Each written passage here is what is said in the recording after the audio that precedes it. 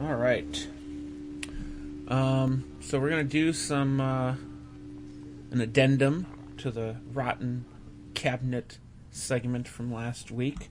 I was going to say first we should address the elephant in the room, but then isn't a cabinet meeting just like 15 elephants sitting around a table? We all have No, the one guy was a carryover from the Obama administration. Yeah, that's true. You know, though, that Trump was like, all right, I'll keep you on if you said you voted for me. And he's like, sure, yeah, I voted for you. Whatever. As long as I can still make money off my business connections and my profit from my job, then yeah, sure, go ahead, Trump for life. We're speaking of Shulkin, for those right. who aren't. Anyway, so big news this morning. Rex Tillerson was fired by the president.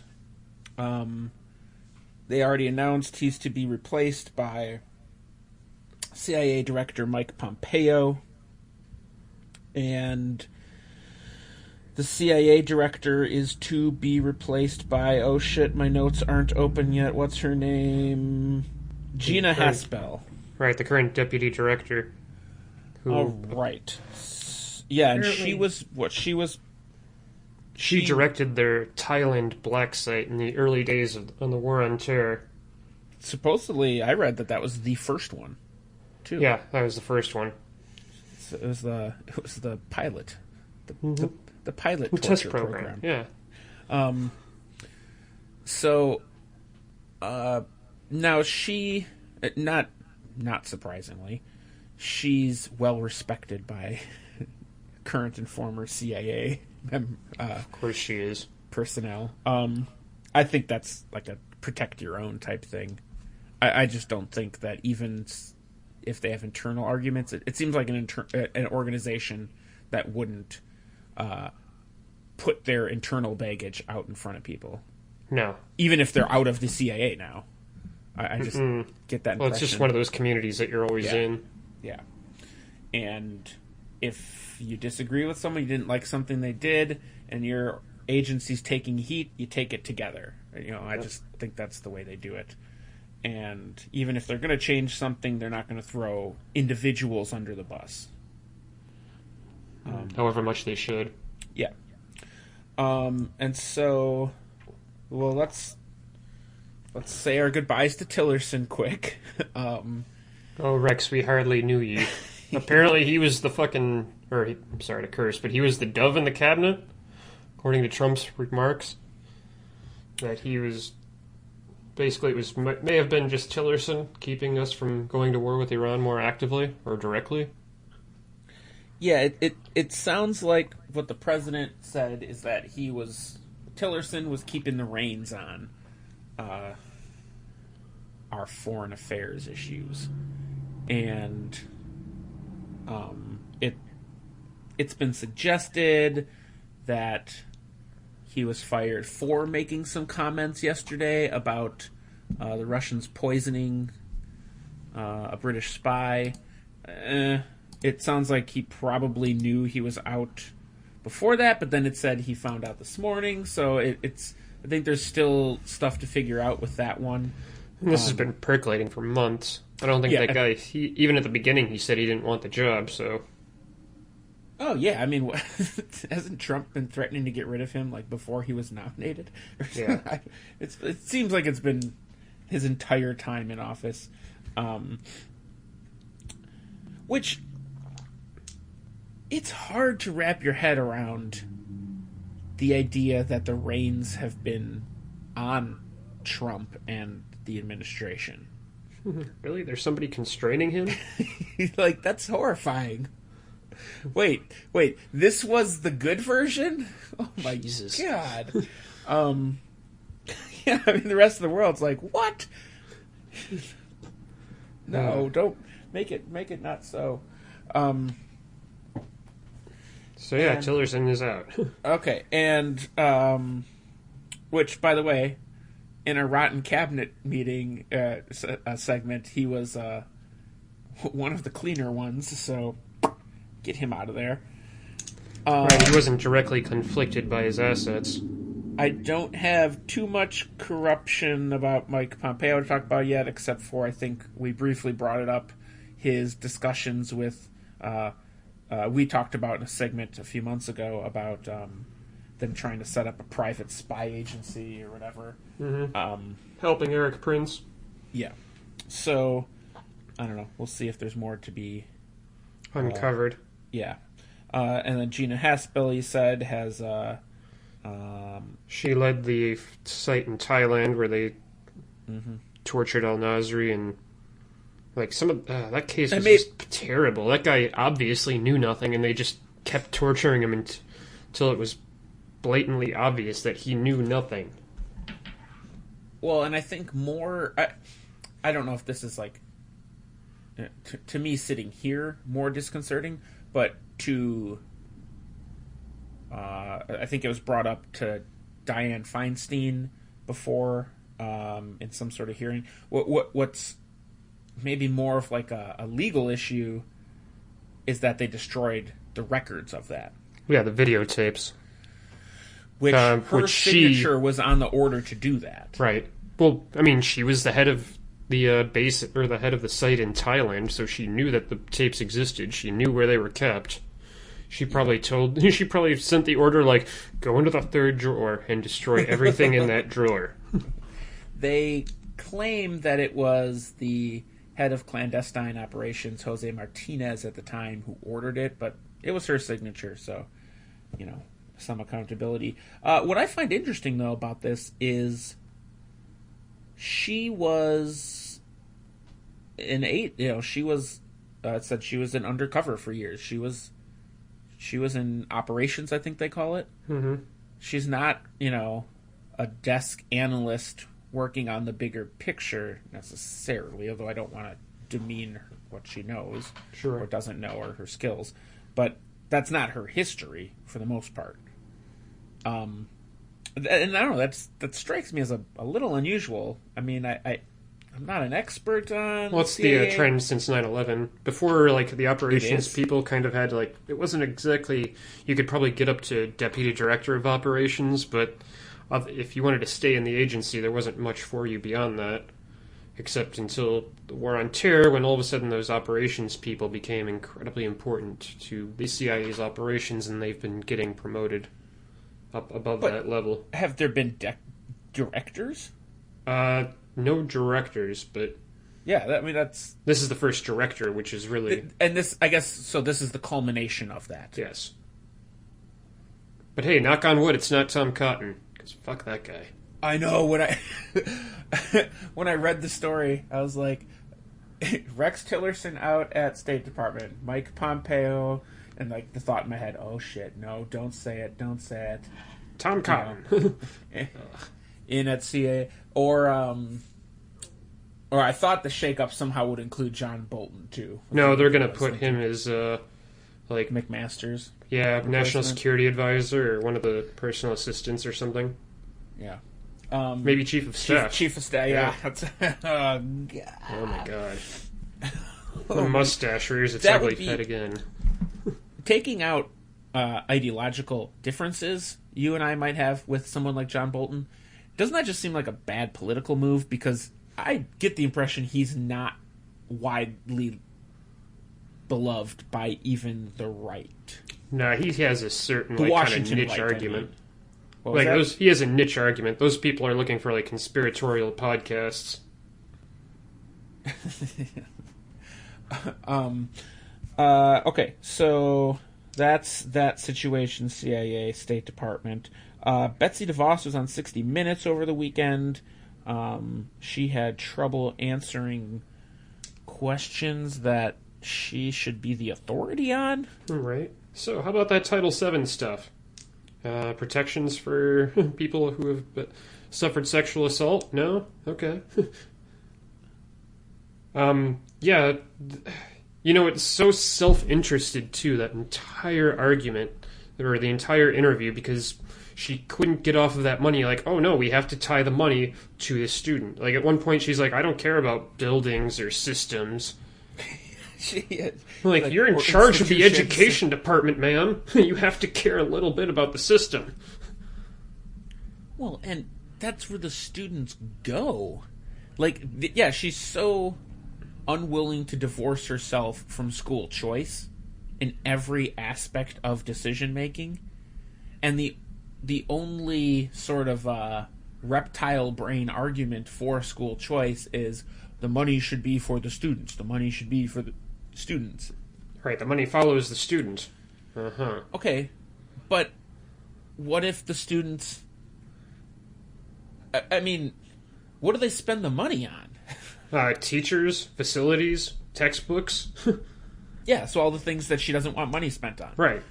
I mean, maybe she's going for the Platonic method of teaching, and we're all going to be sitting on grassy hills and this overlooking the garbage fire, and that'll become education.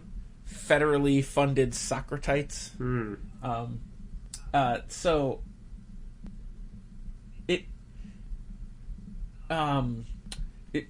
it strikes me that she, because even the money that they spend on private schools would go. I mean, it doesn't even make sense because she's saying you can't spend money on institutions, and that's what money goes to. It doesn't make sense, and you could tell from her tone of voice and body language that she the scared look in her eyes towards the end of the interview. Yeah, and it was like, what? I read a story this morning.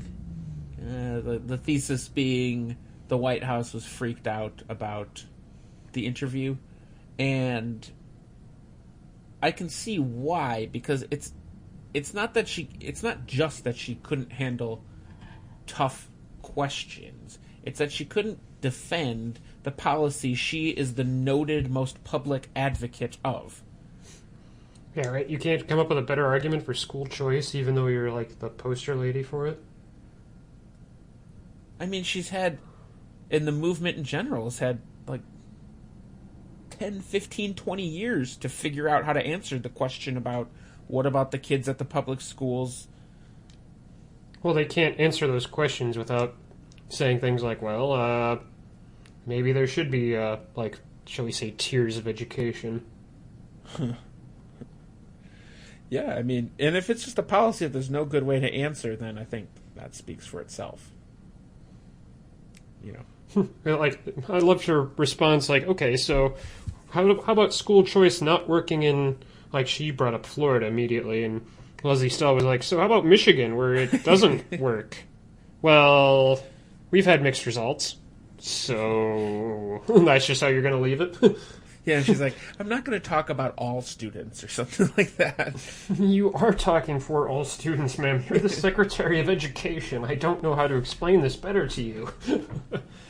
It is entirely your role to do that. Oh, man. It's just a great example of the ineptitude of these people. If they're corrupt, they're usually inept. Yeah, they go hand in hand there. What happened? What happened to good old fashioned competent corruption? Well, if you're spending a lot of your mental process on how to take money, you're not, using that to figure out how to do your job, or just genuinely doing your job. Mm-hmm. Yeah. Well, and she's never had. Has she ever had a job? It's not exactly clear. She was rich. Yeah. She was born rich and married richer, so... She was, on boards and shit, right? Mm-hmm. I mean, I guess it's technically work, but it's tough to say it's a job. Yeah. Yikes.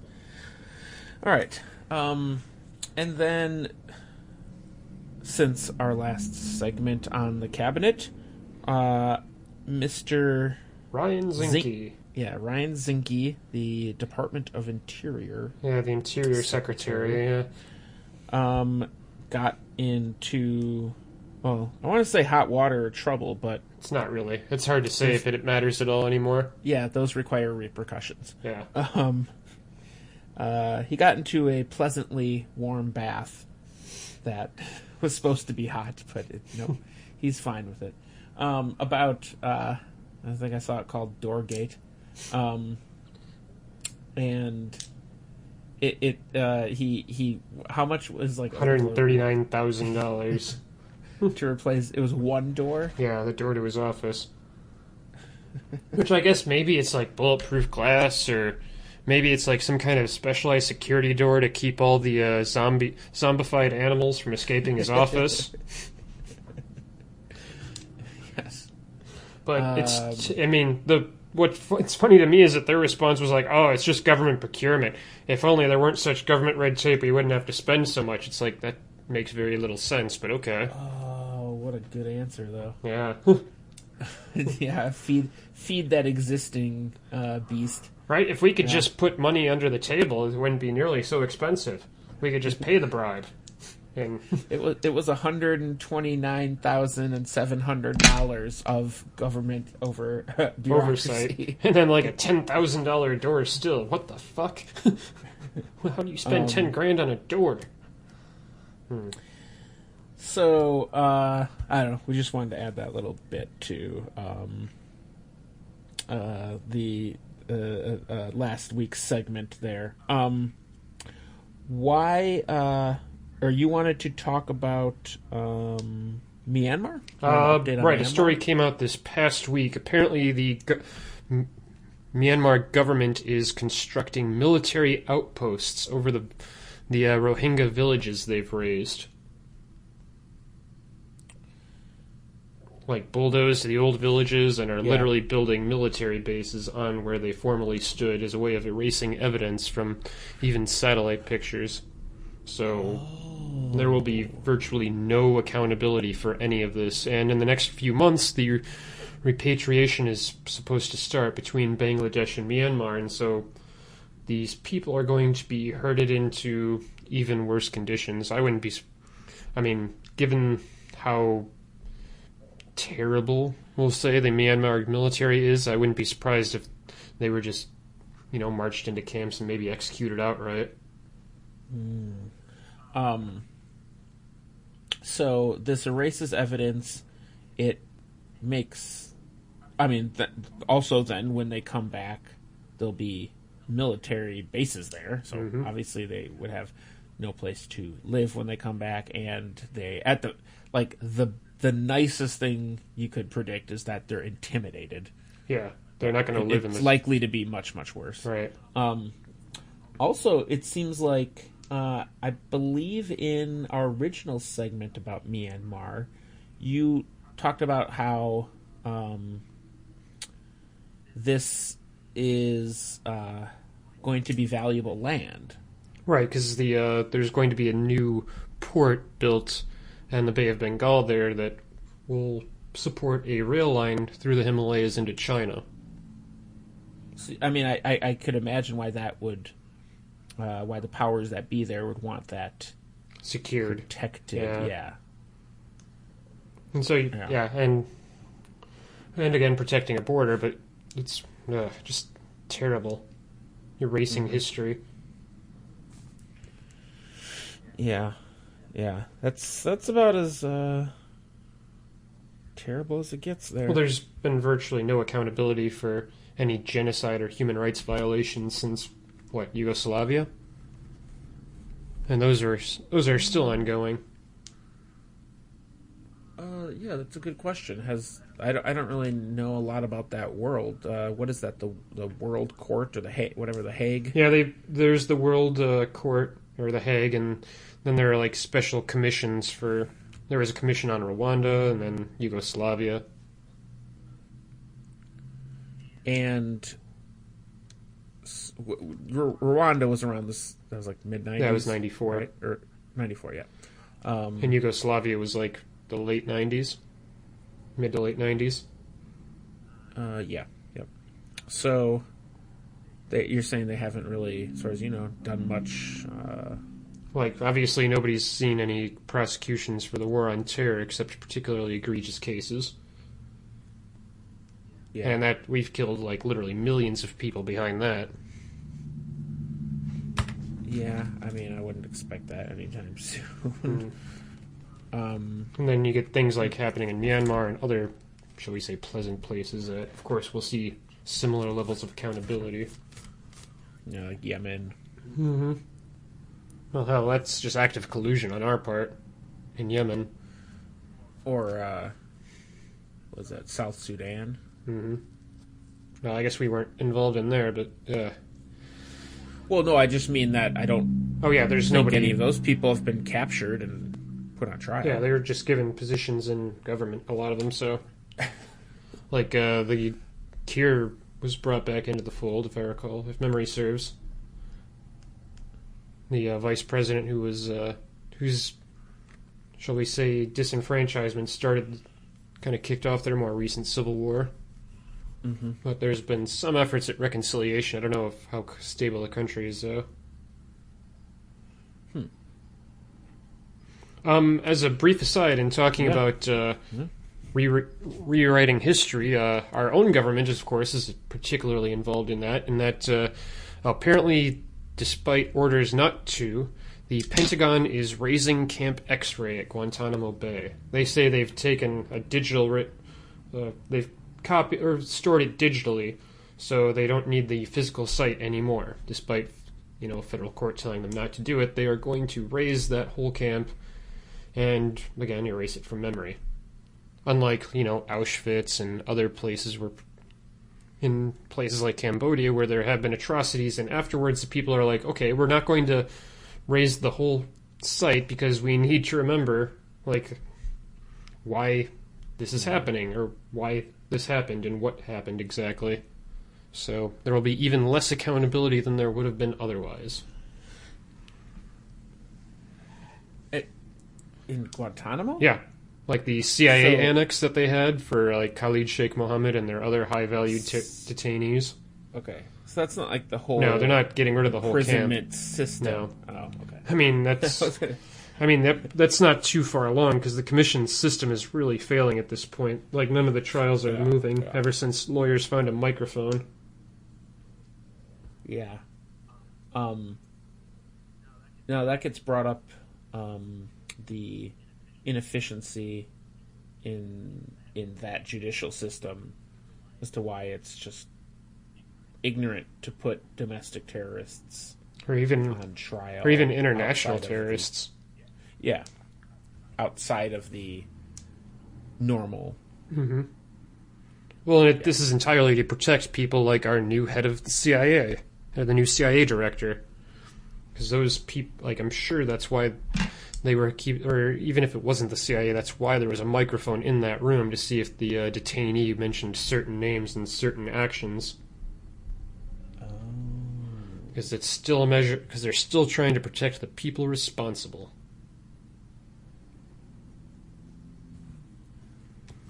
All right. Anything else you wanted to bring up about the upcoming week? Let's see. What's coming up this week? Baseball is ongoing. That's mostly what I'll be thinking about. I don't know. And then the Brewers will get swept in their opening series, and I'll be on to football, I guess. Or back to politics. Ugh. Really? Are they going to have such a great year this year? They look good. They do. They look pretty good. They were not supposed to be good last year, and they had a winning record and were a few games out of the playoffs. And presumably they should be better this year, give or take some regression, as they call it. So, I don't know. Yeah. I mean, they definitely are a contender for at least the playoffs, if not more. Sweet. Seems like a positive note to end it on this week. Yeah. Take that, genocide. And heroin. Yeah. All right. Well, this has been Tell Me What to Think. Remember to review and rate and subscribe and like. Click the notification button. Digitally stalk. And print out flyers. Put them in your neighbors' mailboxes. And buy the t-shirts that... Oh, shit. You didn't make t-shirts yet. You can email the pod at tmwttpod@gmail.com and find us on YouTube at TMWTT Podcast. And find me on Twitter at Bloated Nemesis. And me on Twitter at green_weird, WYRD. Yeah, and I think that is all of the things that I'm contractually obliged to mention. So, all right, everyone, have a good week and be good. And this has been Tell Me What to Think. Some days it's sunny, some days it rains. Destroy the myth and it will break our chains. Break your chains!